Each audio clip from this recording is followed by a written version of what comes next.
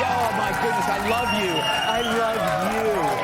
I love you so. Happy Tuesday, everybody. All right, today is Children's Picture Book Day.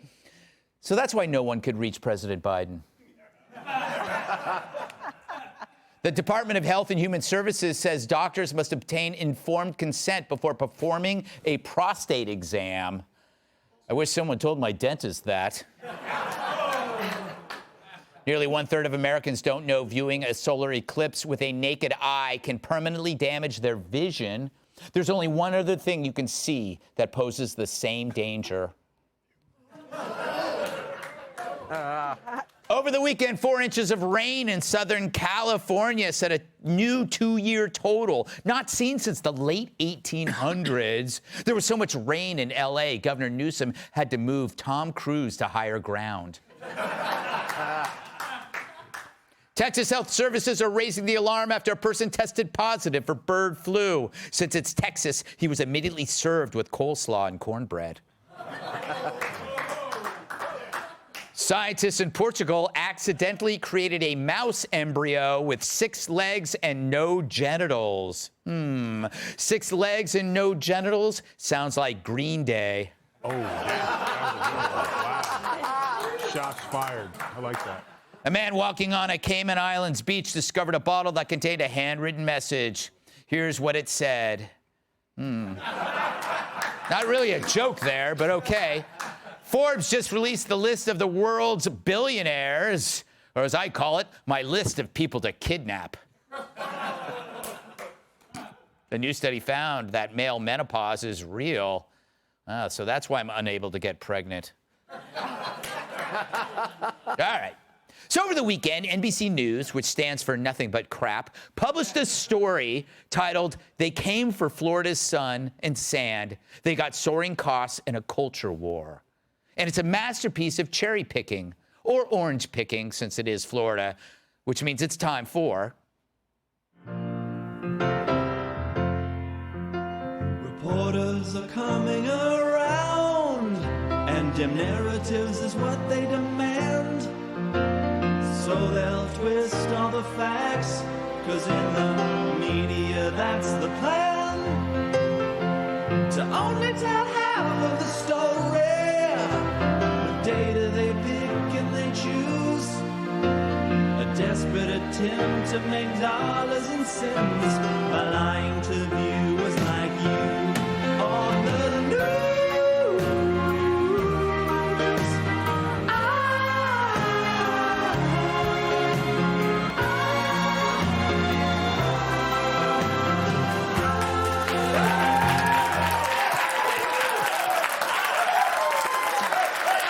Mentally ill. Wow. As we all know, since the pandemic, people are flocking to Florida like Lizzo to a food truck. But did you know that not everybody is glad they did, says NBC, while hundreds of thousands of new residents have flocked to the state on the promise of beautiful weather, no income tax, and lower costs. Nearly 500,000 left in 2022. Contributing to their move was a perfect storm of soaring insurance, a hostile political environment, worsening traffic, and extreme weather. They got all that from interviewing 12 people. Yeah, 12 people who left the state in the past 2 years. But sadly, the writer also had to admit that Florida is the second fastest growing state as of July 2023, meaning that many more moved in than actually moved out.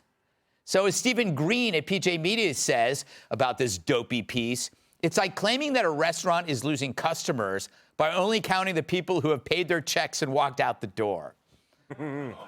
Now, of course, that would kill any story about a so-called exodus, but it didn't.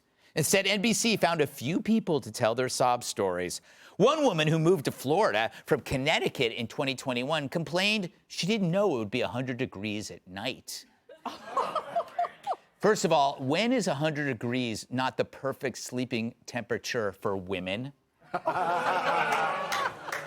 Oh, I'm so cold. That should be on the epitaph on the tombstone of every woman who ever lived. But that's right, she didn't know it would be so hot in Florida. You know, you'd think the motto on their license plates would have tipped her off. It's the Sunshine State, not the pitch black dark state, you dip. It's why part of the state is called the Panhandle, and where anybody living there over the age of 30 has more facial wrinkles than a Shar-Pei's balls dipped in ice water. Plus, did you know that there's a lot of traffic? Who knew that other than everybody? I got news for you, lady. When the age of the average driver is 84 on any road in America, there's going to be congestion. See, when she moved to Florida, she didn't realize it would be Florida. She's like that easily offended comedy club audience member who didn't read up on the headliner and is mad that the comedian's sense of humor doesn't mirror her own, so she walks out. NBC News also cites consumer prices and insurance rates. Imagine that. A place that's becoming more popular is also becoming more expensive. Meanwhile, in California, you can Airbnb the Oakland Coliseum for $85 a night. And did you know that if you live in Florida, your home might be damaged by a hurricane? Why didn't someone tell these people Florida has hurricanes? If only Florida's sports teams gave us a hint, right? Oh, yeah, the Miami Hurricanes field 16 teams, baseball, basketball, football, even women's soccer, and that's not even real. One guy said he felt unsafe because everyone walks around with guns there. Oh, dear God, Florida likes guns. Well, you would be too if you were sandwiched between Haiti and Georgia. Hasn't this dude ever seen an episode of Cops? You think it's a coincidence every other episode was shot in Broward County? I just hear that name and I start flushing drugs down the toilet. NBC News also reports Floridians are fleeing the state over its increasingly conservative policies.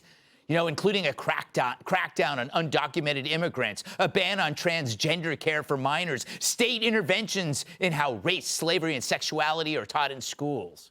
In other words, more laws are enforced, children aren't sterilized for playing with the wrong toys, and people don't assume you're a racist for being white.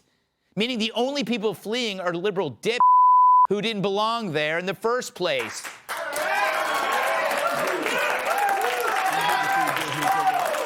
Fleeing the state is just another way of expressing all that tolerance they're known for. And so they should go. So NBC found a dozen people, literally 12, who moved to Florida with unrealistic expectations and now regret it. Hell, I could find 12 people who say Seth Meyers is funny. You know, if I asked his writers. But hey, Florida's doing great thanks to Governor DeSantis, so NBC News feels duty-bound to treat it like a San Francisco sidewalk and take a dump on it. Speaking of San Fran, a new report from WalletHub ranks it as the healthiest city in the country. True, dodging street turds is great cardio.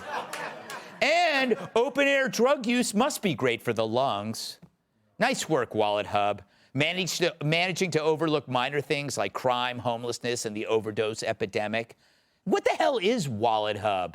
Well, it's a finance company. Where is it headquartered? Florida. Fact is, no lib who wants to remain in good standing can say anything bad about a Democrat-caused nightmare or anything good about a Republican success. But even Democrats don't really believe this. Just ask AOC and Gretchen Whitmer when they're vacationing in Florida.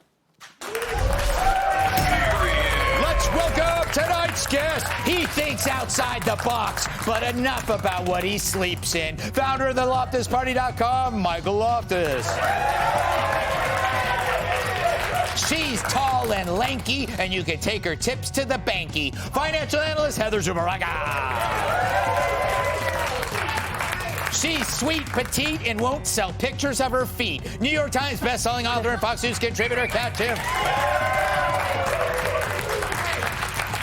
And he turns a lot of heads when he snaps their necks. New York Times bestselling author, comedian, and former NWA World Champion.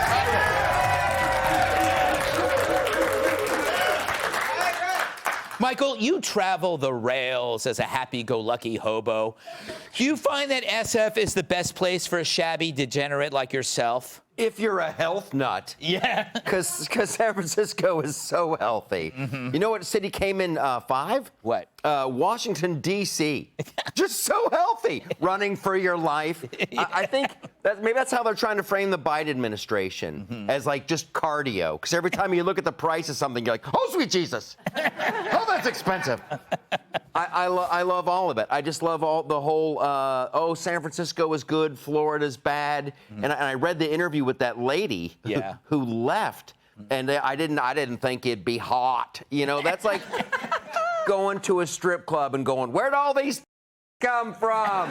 There's boobs everywhere. She had a horrible. She says she had an armadillo infestation. I didn't even know that was a thing. Yeah. Right? And to me, that's like God giving you a gift. It's like, you're not having a great time in Florida.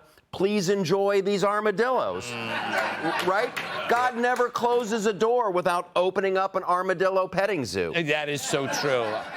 I had an armadillo infestation. It turns out I got it from the locker room. Heather. A likely story. Heather, you were a business maven. Sure. Okay. Tonight. Just for tonight.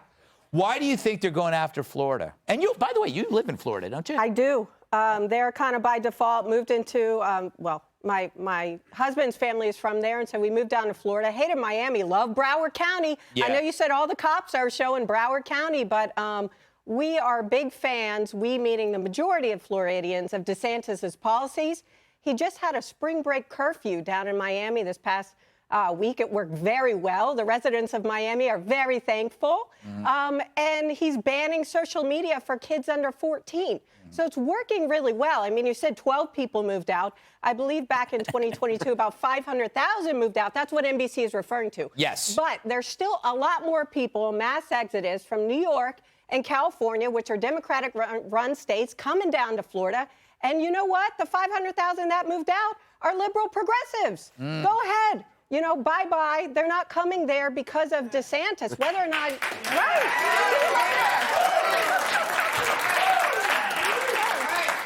Kat, you know, they were complaining about a lot of things, political strife and insurance rates. What state would they go to where that would be less in this day and age? No. I'm going to Florida in a couple weeks. Yay! Me too. Yeah, really? Hashtag. Yeah, no, my Melbourne show sold out, but tickets to the Miami show are available now at therealcattenf.com if you'd like to join me.